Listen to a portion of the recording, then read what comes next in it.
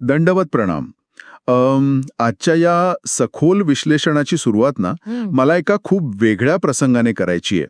एका क्षणासाठी अशी कल्पना करा हं, की एका अत्यंत अत्याचारी माणसाला रात्री एक भयानक स्वप्न पडतं हं. आणि त्या स्वप्नात साक्षात त्याचा उपास्य देव प्रकट होतो. दंडवत प्रणाम. आणि तो देव नुसता प्रकट होत नाही, तर अत्यंत क्रोधाने त्याला खडसावतो. अगदी बरोबर. तो देव म्हणतो की ज्या पत्नीला तू आज अमानुष मारहाण केलीस, ती कोणी सामान्य स्त्री नाहीये. ती एक ईश्वरी अंश असलेली राजकुमारी आहे आणि या पापाची शिक्षा म्हणून तुझे आयुष्य आता फक्त 1 वर्षाचे उरले आहे. बापरे. म्हणजे हे ऐकायला एखाद्या रहस्यमय किंवा थरारक कथेसारखं वाटतं ना? हो, पण खरं तर हा एक ऐतिहासिक आणि अत्यंत महत्वाचा आध्यात्मिक संदर्भ आहे.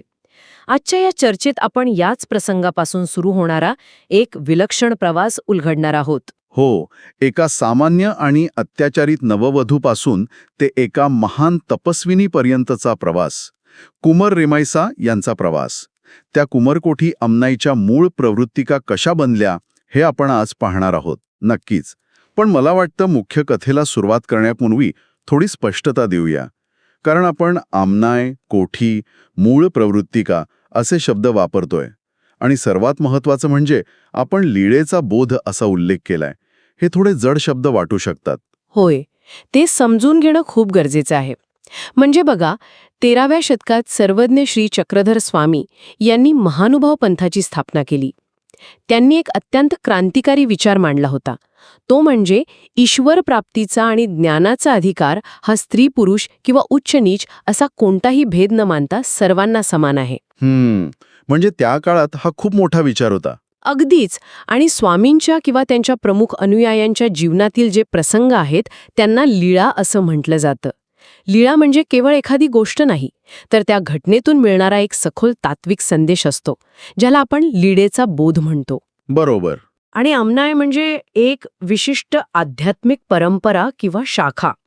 कोठी हे नाव त्या शाखेशी जोडलेल्या एका विशिष्ट जबाबदारीतून आलेलं आहे. तर मूळ प्रवृत्तिका म्हणजे त्या परंपरेची सुरुवात करणारी पहिली व्यक्ती, संस्थापिका. कुमर रेमायसा यांनी अशाच एका कुमर कोठी अमनायची स्थापना केली. म्हणजे आज आपण एका अशा ऐतिहासिक स्त्रीचा प्रवास पाहतोय, जिने अक्षरशः शून्यातून विश्व निर्माण केलं. तर या प्रवासाला सुरुवात करूया.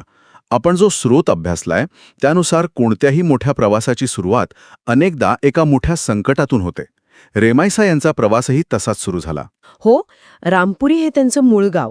तिथेच त्यांचा जन्म झाला. पण तत्कालीन प्रथेप्रमाणे अगदी लहानपणीच त्यांचा विवाह खेडगावच्या एका व्यक्तीशी झाला आणि सासरी गेल्यावर तिथे त्यांच्या वाट्याला प्रचंड दुःख आलं. आणि तिथेच तो प्रसंग घडतो ज्याचा मी सुरुवातीला उल्लेख केला. एके दिवशी नवऱ्याने त्यांना अमानुष मारहाण केली आणि त्याच रात्री त्या नवऱ्याला साक्षात नृसिंहाचा दृष्टांत झाला. तो नवरा स्वतः नृसिंहाचा उपासक होता. होय. आणि त्या दृष्टांतात नृसिंहाने दिलेला संदेश अतिशय स्पष्ट होता. देव म्हणाला, ही राजकुमारी आहे, तिला का मारलेस? तू आता फक्त 1 वर्ष जगशील आणि तुझ्या मृत्यूनंतर ती एक महात्मिनी होईल. इथे ना मला मानवी स्वभावाचं खूप आश्चर्य वाटतं. म्हणजे हे जे स्वप्न आहे ते एखाद्या गाडीच्या डॅशबोर्डवर अचानक लागणाऱ्या लाल धोक्याचं दिव्यासारखं आहे. Warning light. अगदी तेच. इंजिनमध्ये बिघाड आहे, गाडी थांबवा, हे तो दिवा सांगत असतो. इथे तर साक्षात देवाने तो धोक्याचा इशारा दिला होता. पण गंमत बघा, जेव्हा हा नवरा जागा झाला आणि त्याने हे स्वप्न त्याच्या आईवडिलांना सांगितलं, तेव्हा त्यांनी काय केलं? त्यांनी ते चक्क असत्य मानलं. हो ना? म्हणजे साक्षात आपल्या देवाने दिलेला मृत्यूचा इशारा माणसं असं कसा नाकारू शकतात? यामागे मानसशास्त्राचा एक भाग आहे, ज्याला आपण कॉग्निटिव्ह डिसोनन्स म्हणतो. म्हणजे माणसाला जेव्हा एखादं असं सत्य समजतं जे त्याच्या सोयीला किंवा विश्वासाला तडा देत असतं, तेव्हा तो ते सत्य नाकारतोच. जर त्या कुटुंबाने ते स्वप्न खरं मानलं असतं तर त्यांना मान्य करावं लागलं असतं की त्यांच्या मुलाने भयंकर अपराध केलाय आणि तो मरणार आहे. शिवाय घरातली जी स्त्री रोज मारहाण सहन करते ती त्यांच्यापेक्षा श्रेष्ठ होणार आहे, हे त्यावेळच्या पितृसत्ताक व्यवस्थेला पचवणं कठीण होतं. म्हणजे अहंकार आडवा आला थोडक्यात. अगदी. म्हणूनच त्यांनी तो दृष्टांत खोटा ठरवला. पण निसर्गाचा नियम कोणाच्या सोयीवर चालत नाही हेच खरं. कारण ती भविष्यवाणी अगदी तंतोतंत खरी ठरली. बरोबर 1 वर्षात त्या अत्याचारी नवऱ्याचा मृत्यू झाला. इथे श्रद्धेचा आणि कर्माचा मोठा खेळ दिसतोय आपल्याला. तो दृष्टांत केवळ नवऱ्यासाठी मृत्यूचा इशारा नव्हता, तर साक्षात ईश्वराने रेमायसा यांच्या खऱ्या आध्यात्मिक अधिकाराला दिलेली ती मान्यता होती. आणि इथूनच त्यांच्या आयुष्याला एक वळण मिळतं. पतीच्या मृत्यूनंतर त्या दुःखात बुडून राहिल्या नाहीत, त्या रामपुरास म्हणजे आपल्या माहेरी परत आल्या. पण इथे एक अतिशय महत्वाची गोष्ट घडते. हो, विवाहापूर्वीच त्यांना महानुभाव पंथाच्या आचार्यांकडून धर्मोपदेश मिळाला होता. बरोबर. तो विचार त्यांच्या मनात रुजलेला होता. त्यामुळे माहेरी आल्यावर त्या थेट गुरुकडे गेल्या आणि त्यांनी त्यांच्या नावे अधिकृतरित्या संन्यास घेतला. आणि हा निर्णय त्या काळाच्या संदर्भात विचार केला तर अतिशय धाडसाचा होता. कारण तेव्हा वैधव्य म्हणजे स्त्रीच्या आयुष्याचा शेवट मानला जायचा. तिला ज्ञानार्जनाचा अधिकार नसायचा. पण सर्वज्ञ श्री चक्रधर स्वामींच्या समतावादी विचारधारेमुळे स्त्रियांना पारमार्थिक मार्गावर चालण्याचा पूर्ण अधिकार प्राप्त झाला होता. आणि रेमायसा यांनी तो अधिकार वापरला. पण संन्यास घेताना एक गुंतागुंतीचा प्रसंग घडतो. संन्यास घेताना त्यांनी ते पतीला पडलेलं नृसिंहाचं स्वप्न आचार्यांना सविस्तर सांगितलं. आणि ते ऐकल्यावर आचार्यांनी आज्ञा दिली, यासी कुमर रेमायसे म्हणा. हो, आणि सर्वांनी त्यांना कुमर या नावाने बोलावण्यास सुरुवात केली. इथे माझा एक आक्षेप आहे आणि मला वाटतं आपण यावर चर्चा करायलाच हवी. कोणता आक्षेप? म्हणजे बघा, ज्या माणसाने त्यांच्यावर अमानुष अत्याचार केला, त्या नवऱ्याला पडलेल्या स्वप्नाच्या आधारे आचार्यांनी एका संन्यासिनीचं नामकरण का करावं? मला हे थोडं अन्यायकारक वाटतंय. एका बाजूला त्या स्वतःच्या ज्ञानाच्या ओढीने संन्यास घेत आहेत आणि दुसरीकडे त्यांची ओळख एका अत्याचारी माणसाच्या स्वप्नाशी जोडली जातेय. एका खऱ्या गुरुने असं का करावं? तुमचा आक्षेप वरवर पाहता खूप तर्कसंगत वाटतोय. पण इथे आपल्याला आचार्यांचा व्यापक दृष्टिकोनातून विचार करावा लागेल. एक खरा गुरु हा कधी संदेशवाहकाकडे लक्ष देत नाही, तर तो त्यातील संदेशावर लक्ष केंद्रित करतो. अच्छा. आचार्यांनी त्या नवऱ्याला महत्त्व दिलं नाही, तर नृसिंहाने वापरलेल्या राजकुमारी या शब्दामागील दैवी संकेताला महत्त्व दिलं. पण मग राजकुमारी ऐवजी चक्क कुमर म्हणजे राजकुमार हे पुल्लिंगी नाव का दिलं? कारण अध्यात्मात आत्म्याला लिंग नसतं. कुमार ही केवळ एक लिंगवाचक उपाधी नव्हती. ते आध्यात्मिक अधिकाराचे, वैराग्याचे आणि सन्मानाचे प्रतीक होते.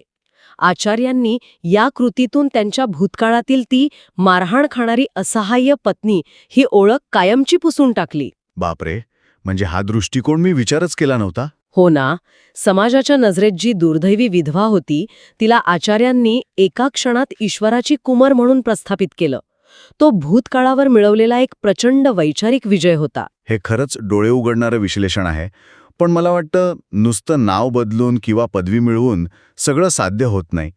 कुमर रेमायसा यांचा मोठेपणा केवळ या नामकरणामुळे सिद्ध होत नाही, तर तो त्यांच्या स्वतःच्या अभ्यासातून सिद्ध होतो. अगदी बरोबर. कारण महानुभाव पंथाचा मार्ग हा अंधभक्तीचा नाहीये. तिथे ज्ञानाला, तर्काला सर्वोच्च महत्त्व आहे. कुमर ही उपाधी मिळाल्यावर त्यांनी स्वतःला शास्त्रांच्या अभ्यासात झोकून दिलं. त्या काळात स्त्रियांना शास्त्रांचा अधिकार नसताना एका संन्यासिनीने तत्वज्ञान आत्मसात करणं ही मोठी क्रांती होती. आणि त्या इतक्या तरबेज झाल्या की त्या कोणत्याही विद्वानापुढे कधीही हार मानत नसत. आपल्या स्रोतात एका घटनेचा उल्लेख आहे, वाकुडे दैभंटांच्या गावी झालेल्या एका शास्त्रार्थाचा. तिथे तत्कालीन पंडितांशी झालेल्या वादात त्या अजिंक्य राहिल्या.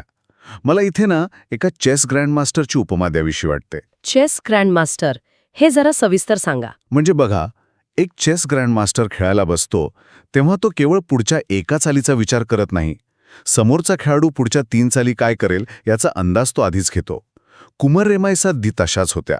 समोरचा पंडित कोणता तर्क मांडेल हे ओळखून त्या अचूक युक्तिवाद करत असाव्यात. म्हणूनच ते दिग्गज विद्वानांच्या सभेत अजिंक्य राहिल्या. ही उपमा खरोखर अचूक आहे. कारण शास्त्रार्थ करणं म्हणजे पाठांतर नाही. प्राप्त ज्ञानाचं तार्किक विश्लेषण करणं यासाठी प्रचंड प्रगल्भता लागते. पुरुषप्रधान समाजात जाऊन पंडितांना पराभूत करणं यासाठी आत्मविश्वास लागतो. त्यांच्या याच ज्ञानाने कुमर या उपाधीला खरा अर्थ प्राप्त करून दिला. आणि याच बुद्धिमत्तेचा सर्वात मोठा आविष्कार आपल्याला पुढच्या घटनेत पाहायला मिळतो, जो या संपूर्ण चर्चेचा मुख्य गाभा आहे, ज्याला आपण सुरुवातीला लीळेचा बोध असं म्हटलं होतं. हो, तो दंडवताचा प्रसंग. अगदी. एका गावात काही संन्यासी महात्मे बसले होते. कुमर रेमायसा तिथे येतात. तेव्हा ते भगवे कपडे घातलेले संन्यासी त्यांना अत्यंत उद्धटपणे विचारतात, तुम्ही आम्हाला दंडवत का करीत नाही? म्हणजे आम्ही संन्यासी आहोत तरी तुम्ही नमस्कार का करत नाही? या प्रश्नातच त्यांचा प्रचंड मोठा अहंकार लपलेला दिसतो. मी संन्यासी आहे म्हणजे मी श्रेष्ठ आहे, ही ती पारंपरिक धारणा. आणि रेमाईसा यांनी या अहंकाराला जो धक्का दिला तो अभूतपूर्व आहे. त्या अत्यंत शांतपणे म्हणाल्या, तुम्ही साधनवंत आहात की साध्यस्थ? जर साधनवंत असाल तर माझ्या दंडवताने तुमचे साधन पूर्ण होणार नाही, आणि जर साध्यस्थ असाल तर तुम्हाला दंडवताची अपेक्षाच उरत नाही. क्या बात है. म्हणजे आजच्या भाषेत सांगायचं तर हा एक परिपूर्ण माईक ड्रॉप मोमेंट होता. त्यांनी संन्यासाची संपूर्ण संकल्पनाच 2 शब्दांत उघडी केली, साधनवंत आणि साध्यस्थ. मला हे तत्वज्ञान तुमच्याकडून अधिक समजून घ्यायला आवडेल. हा महानुभाव तत्वज्ञानाचा अर्क आहे. साधनवंत म्हणजे जो अजूनही साधनेच्या मार्गावर आहे.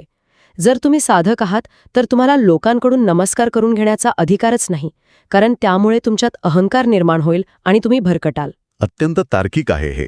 साधकाने साधनेवर लक्ष केंद्रित करावा, मानपानावर नाही. आणि साध्यस्थबद्दल त्यांचं काय म्हणणं होतं? साध्यस्थ म्हणजे ज्याने ईश्वर प्राप्ती केली आहे, जो अंतिम ध्येयापर्यंत पोहोचलाय. असा व्यक्ती मान सन्मान या द्वंद्वांच्या पलीकडे गेलेला असतो. त्याला कोणी दंडवत घातला काय किंवा न घातला काय, त्याला काहीच फरक पडत नाही. तो कधीच विचारणार नाही की मला दंडवत का करत नाही. बापरे, म्हणजे दोन्ही बाजूंनी त्या संन्याशांची कोंडी झाली.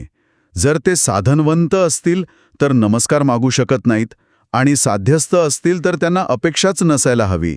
हा युक्तिवाद इतका बिनतोड होता की ते संन्यासी आपसात कुजबुजू लागले, ही म्हातारी विद्वान आहे, हिला चिडू नका. आणि रेमायसा तिथेच थांबल्या नाहीत. त्या पुढे म्हणाल्या, दंडवत पंडितांना करावे काय?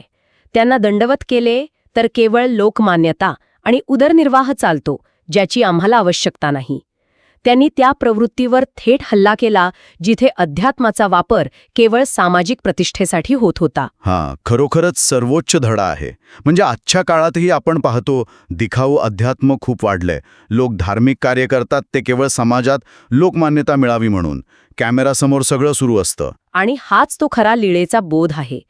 खरा संन्यास बाह्य वेशभूषेत नाही तर अहंकाराच्या त्यागात आहे. रेमायसा यांनी हे तत्वज्ञान प्रत्यक्ष जगून दाखवलं. त्यांच्या याच पारदर्शक वृत्तीमुळे त्यांचे अनेक शिष्य तयार झाले आणि कुमरकोठी आमनायाची सुरुवात झाली. एकंदरीतच कुमर रेमायसा यांचा हा प्रवास आपल्याला अंतर्मुख करणारा आहे. रामपुरीच्या एका अत्याचारित नववधूपासून सुरू झालेला प्रवास ते साध्यस्थ असण्यापर्यंतची त्यांची शिकवण. त्यांनी दाखवून दिलं की अध्यात्माचा पाया अंधश्रद्धेवर नाही तर तर्कावर आणि त्यागावर उभा असावा लागतो. नक्कीच. आणि संकटातूनही मार्ग कसा काढायचा हे त्या शिकवतात. समाज जेव्हा एका चौकटीत अडकवतो तेव्हा स्वतःच्या बुद्धिमत्तेच्या जोरावरती कशी मोडायची याचा तो आदर्श आहे. आजच्या या विश्लेषणातून मिळालेला बोध केवळ इतिहासाची उजळणी नाहीये. आज जिथे आपण सोशल मीडियावरील व्हॅलिडेशनला सर्वोच्च मानतो, तिथे त्यांचे विचार आपल्याला थांबून विचार करायला भाग पाडतात. अगदी खरंय.